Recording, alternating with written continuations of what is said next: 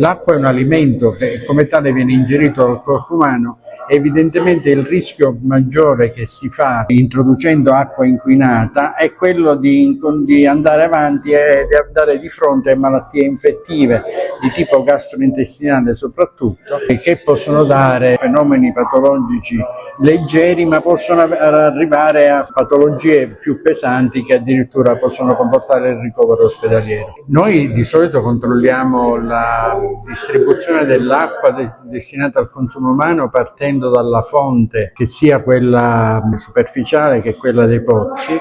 e da quella fonte poi controlliamo i potabilizzatori, i ripartitori distribuiti nella provincia per arrivare ai comuni, ai serbatoi comunali ed alcune utenze periferiche di particolare importanza. Vogliamo spingerci a controllo maggiore attraverso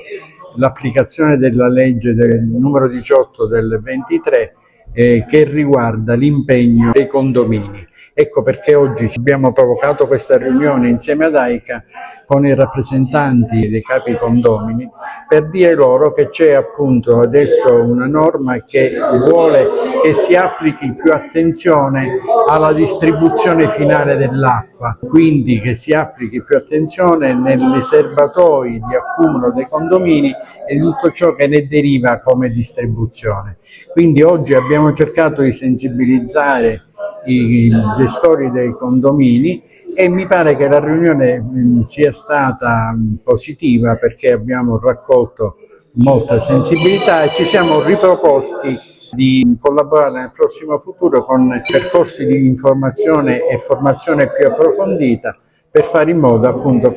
di applicare la norma in maniera più corretta. Apprezziamo il confronto odierno tra l'ASP e l'AICA per un tema, quello dell'acqua, molto importante. A volte non si comprende la necessità di avere dell'acqua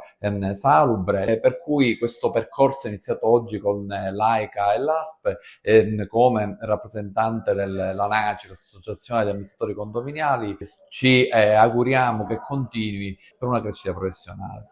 Oggi è stata una giornata molto importante, ringraziamo l'ASP, il Dipartimento di Prevenzione con alla direzione il dottore Castellana che ha voluto questo incontro per il quale noi siamo stati molto felici di ricevere loro unitamente agli amministratori di condominio, perché si parla di un tema molto importante che è quello della responsabilità in capo agli amministratori di condominio di quello che riguarda la qualità dell'acqua. Quindi l'incontro è stato voluto per portare avanti questa nuova normativa che riguarda gli amministratori di condominio, l'ASP, e ovviamente noi siamo stati ben lieti di accogliere le parti affinché si possa dare la corretta informazione agli amministratori di condominio per poter pervenire tutti ad un servizio efficiente.